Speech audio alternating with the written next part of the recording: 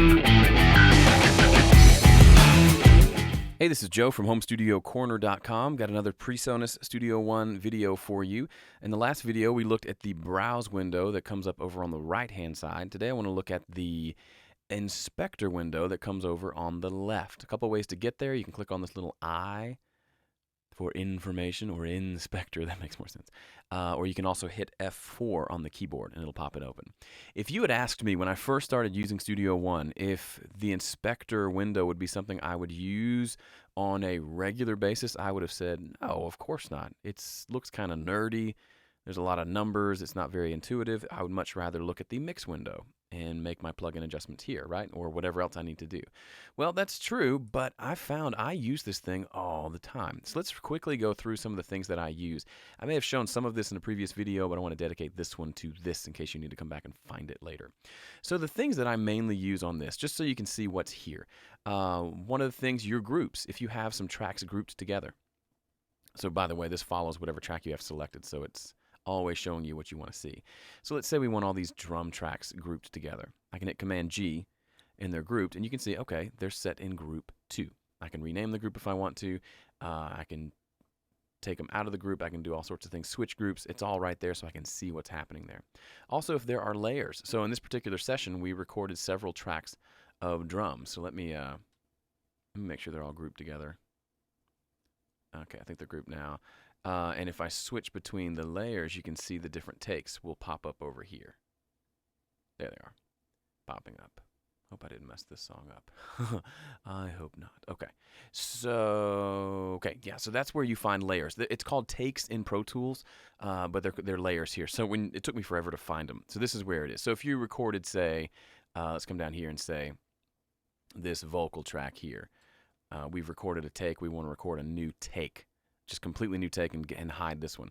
We would come over here, click on layer, and then it gives you lots of options to duplicate everything that's there to a new layer. If you're wanting to make just a couple changes to what's there and preserve the original, you can add a blank layer and you can rename the one that's there. I'll do that sometimes if it's helpful, instead of it being called layer 1, layer 2.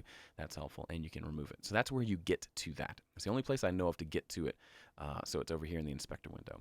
Delay, never use this. If you want to delay a specific track without actually dragging and moving it, you can do that.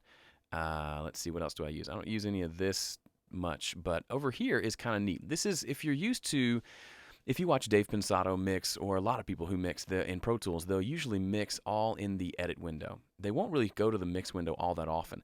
And when they're making adjustments, remember in Pro Tools how you can have like the plugins will show up next to the tracks, and you can adjust volume and plugins and sends all here in the edit window. You can kind of do the same thing with the inspector window here. It's all adjustable, and you can change the size to show what you want to see, which is super cool.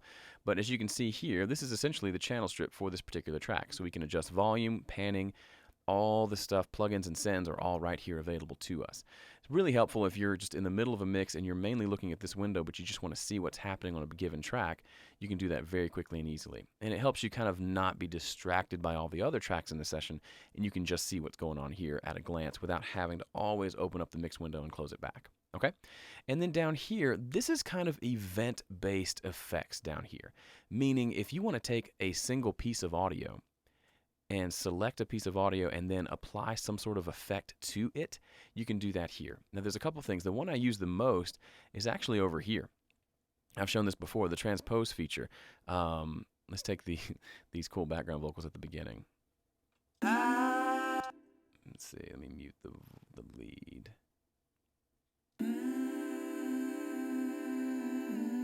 So let's say for some reason we wanted to transpose those down a whole step. We would select them all, come over here in the inspector, hit -2, and then now it has some artifacts. It's not meant to be pretty, but if you're using this to maybe take something down an octave for some sort of effect, then it's kind of fun. I do this a lot with things like kick drums or snare drums. If I want to duplicate it, take it down an octave to add some thickness to blend in with the original, this is where you do that. You can also tune things up and down by, I think this is set to cents. So if you have something that's just a little bit flat in one spot, you don't want to go through the whole Melodyne process, you can do that here. Fade in, fade out, I don't use any of this, but I do use the normalize and the gain feature here. So if you want to normalize a piece of audio just to get it to max volume before clipping, you can select it and click normalize, and you watch the audio jump up pretty loudly. That's one way to do it. You can hit Command N, or Option N rather. We'll do the same thing. And then if you want to just adjust the gain of a piece of audio, you can do that here. You've seen that before, but you may not have known it shows up right here. So you can see exactly what the gain is.